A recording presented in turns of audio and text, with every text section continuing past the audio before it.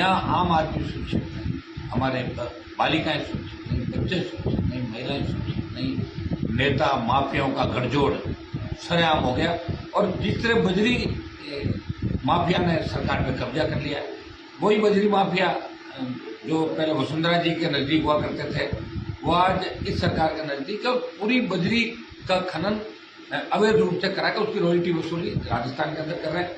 बीकानेर के अंदर भी एक नेताओं का कोकस, मंत्रियों का कोकस किस तरह सरेआम बजरी की आपकी जो ये कच्ची मिट्टी होती है इनकी रॉयल्टी किस तरह 600 की रॉयल्टी बता के 6,000 रुपये वसूल रहे हैं। बीकानेर के मंत्रियों का इन्वॉल्वमेंट, मंत्रियों की रॉयल्टी, मंत्रियों के रिश्तेदार दूसरे मंत्रियों की रॉयल्टी। 6-7 मंत्री बीकानेर जिले के अंदर है, लेकिन बीकानेर अपराध में राजस्थान में 1 नंबर की ओर जा रहा है। हर 5-6 दिन एक कत्ल हो जाता बीकानेर के अंदर। बलात्कार, हत्या, लूट, डकैती आम बात हो गई। रोजगार मिल नहीं रहा है, बेरोजगारी में हम बहुत आगे जा रहे हैं। सरकारें वादे जरूर कर रही है, बीजेपी विपक्षी भूमिका नहीं निभा पा रही है। सिर्फ धर्म के नाम से कुछ जगह झगड़े करवा के और सत्ता मारना चाहती है। और मुख्यमंत्री बनने के लिए बीजेपी के लोग लालायित है और कांग्रेस कुर्सी बचाने में लगी है। अशोक गहलोत सीएम रहना चाहते हैं और सचिन पायलट मुख्यमंत्री बनना चाहते हैं। ये दुर्भाग्य है कि कोरोना के अंदर भी सबसे ज्यादा हमारे लोग हमने खोए, यहाँ से अपने खोए।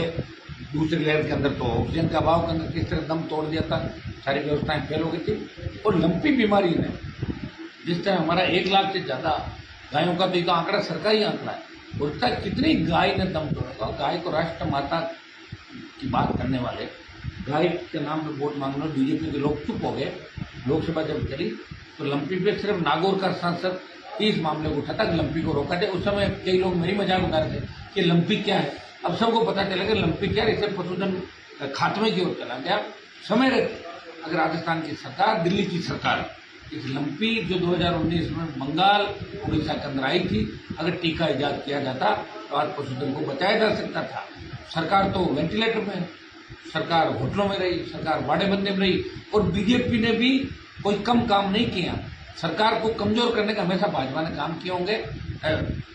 इनका उसके अंदर भी आपने मैनेजमेंट देखा होगा भारतीय जनता पार्टी का कि ये सिर्फ अखबार में छपने के लिए इनके नेताओं के रोज बयान आते, फ्रंट पे कैसे फोटो छपे, कैसे मीडिया पर हम चले और हमारे कपड़ों पे दाग नहीं लगे, मिट्टी नहीं लगे, पर किसी तरह सत्ता में आ जाए।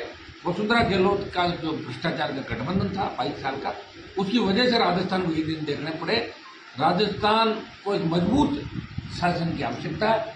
क्षेत्रीय पार्टी थर्ड फ्रंट अगर राजस्थान में आता है तो राजस्थान की दशा और दिशा सुधर सकती है।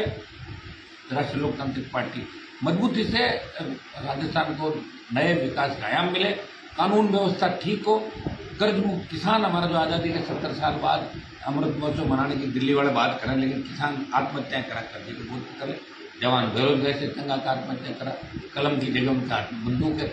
इन सब से अगर राजस्थान को बचाना है तो नई सरकार, राष्ट्रीय लोकतांत्रिक पार्टी, तीसरे मोर्चे की सरकार राजस्थान में बने और इसके लिए लगातार 20 वर्षों से मैं प्रयास कर रहा हूँ। उसी का परिणाम है कि आरएलपी राजस्थान में तीसरे मोर्चे पर उभर रही, लगातार उभर रही है। और आगामी दिन जो हमारा 1.25 साल का कार्यकाल रहेगा, इस सरकार का जो 1.25 साल बाद चुनाव है राजस्थान के अंदर, इसको लेके चाहे दिल्ली सरकार की अग्निपथ हो, उसका भी हमने विरोध किया, 2 लाख की रैली, लेकिन देश में एकमात्र सांसद था जो अग्निपथ को वापिस लेने के लिए सड़क से लेकर सदन तक आवाज उठाता है। किसानों के जब बिल आए, दिल्ली की सरकार लाई, हमने मंत्री पद को छोड़ा, एनडीए छोड़ी और सड़क पर किसानों के 70 दिन बैठ के किसानों की जीत कराई। दिल्ली की सरकार अगर कोई कुठाराघात करती है युवाओं को, किसानों पर, तो भी नागौर का सांसद दिल्ली में आवाज उठाता है। और प्रदेश की सरकार जब अपराध कुछ लगाने में नाकाम हो जाती है, रोजगार देने में नाकाम होती है, तो राष्ट्रीय लोकतांत्रिक पार्टी का जवान, चाहे वो बीकानेर का है, चाहे वो राजस्थान के किसी कोने का, चाहे हमारे विधायक हो, वो विधानसभा के फ्लोर पे सड़क से लेकर विधानसभा, लोकसभा, सड़क से सदन तक आपको लड़ता हुआ कोई नजर आएगा आम आदमी के लिए, तो राष्ट्रीय लोकतांत्रिक पार्टी लड़ती नजर आ रही है। चाहे ओबीसी आरक्षण का मामला हो, बाहर तो कई लोग मीटिंग करके ओबीसी आरक्षण की विसंगतियों की बात करते हैं, प्रोपोगंडा करके, किस तरह उनको वोट मिले लोगों को, बीच में खुद ही बात मिलाना और आ जाना। जब खुद मंत्री थे कांग्रेस सरकार के अंदर, बीजेपी लाई, कांग्रेस सरकार के अंदर 2 बार अमेंडमेंट हुए, खुद मंत्री थे कैबिनेट में, उनके सामने से एजेंडा गुजरा, तब उनको ओबीसी की याद नहीं आई। और जैसे ही लगा कि अब लाश पड़ गई पिछवाड़े पे, क्या किया जाए, ओबीसी के नाम की बात लेके और खुद ही कह रहे हैं कि हम बैठ रहे हैं और हमें बात करने के लिए बुला लो। ऐसी स्थिति राजस्थान सरकार के पूर्व मंत्रियों की, कांग्रेस के विधायकों की बढ़ गई। तो इसके लिए कौन जिम्मेदार है? मुझे ये बताओ कि जिसका शासन होता है, शासन के व्यक्ति अपनी सरकार के खिलाफ कोई धरना नहीं देते। या तो धरना वो देते हैं तो फिर सरकार के रुष्ट होकर चले जाते हैं। जैसे मेरा झगड़ा हुआ था मेरी पार्टी के, मैं लड़ा, बाहर आया, नई पार्टी बनाई। लोग अंदर भी लेना चाहते हैं, राज के मजे भी लेना चाहते हैं, उल्लू बनाना भी चाहते हैं लोगों को, और वोट लेना भी चाहते हैं। राष्ट्रीय लोकतांत्रिक पार्टी कांग्रेस बीजेपी मुक्त राजस्थान चाहते हैं। इस बार 2023 के अंदर हम कांग्रेस को भी फ्री कर देंगे और भारतीय जनता पार्टी को भी सरकार बनने से रोकेगा आरएलपी का जवाब। बीकानेर में हफ्ते में दूसरा दौरा है क्या? बीकानेर से मेरा पुराना संबंध रहा है। पिछले 15 सालों से लगातार बीकानेर की कोई भी समस्या रही उसको मैं विधानसभा के फ्लोर पर भी, लोकसभा में भी, और जवान किसान के मुद्दे जो देश प्रदेश के तमाम हर मामले में उठाता हूँ। बीकानेर जिले का जवान हमेशा मेरे साथ प्रदेश हर जगह संघर्ष करा। नौजवानों की मेरी मजबूत टीम है और लगातार मैं बीकानेर के अंदर दौरे इसलिए कराऊंगा। आगामी जो चुनाव होगा 23 में बीकानेर की सारी सीटों पर राष्ट्रीय लोकतांत्रिक पार्टी मजबूती से चुनाव लड़ेगी, क्योंकि जो जवानों की ताकत हमारे पास है, किसान की ताकत है, वो किसी दूसरे दल के पास नहीं। इसलिए इस बार पिछली बार की 57 नहीं, अब की बार 200 सीटों पर आगे चुनाव लड़ेगी। हाँ, हो सकता है कुछ सीटों में ऐसे दलों से गठबंधन किया जा सके जो कांग्रेस और बीजेपी के खिलाफ मजबूती से राजस्थान को बचाने के लिए आगे आ सके, लेकिन बीकानेर की सारी सीटों पर राष्ट्रीय लोकतांत्रिक पार्टी को चुनाव लड़ेगी। वसुंधरा राजे का 9 तारीख को दौरा है, आप उसको लेकर क्या? देखिए, वसुंधरा जी की फिल्म अब खत्म हो गई राजस्थान के अंदर। पहले जब वसुंधरा को लाए थे तब वो जाट की बहू और राजपूत की बेटी और गुजर की समझन के नाम पे वोट मांगे।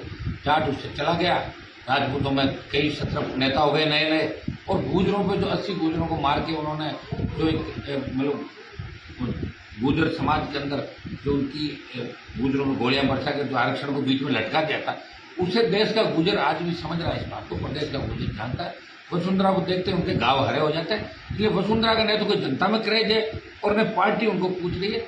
वो तो आ रही है तो मुझे नहीं लगता किस कार्यक्रम में आ रही होगी, आएगी चली जाएगी, कोई फर्क नहीं पड़ता। सड़कों में लोग निकलते हैं, वहाँ निकलते हैं, चले जाते हैं। अब वो चला गया वसुंधरा का जादू। अब तो मुकाबला राष्ट्रीय लोकतांत्रिक पार्टी यहाँ जवान और किसान इस आरएलपी को उम्मीद के साथ देख रहा है कि आरएलपी की अगर सरकार आए तो किसान और जवानों की असली सत्ता होगी, और किसान जवान और बेमुक्त अपराध मुक्त राजस्थान होता है। किसान जवानों पर राजद लोग राष्ट्रीय लोकतांत्रिक पार्टी भरोसा करते हैं।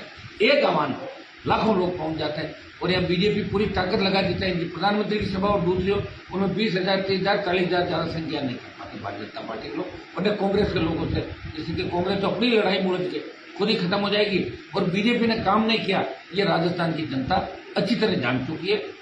इसमें आप लोगों का सोशल मीडिया का बहुत बड़ा योगदान है। इस बार नए परिणाम और नए नतीजे राजस्थान के अंदर आएंगे। राजस्थान इतिहास बदल देगा इस बार।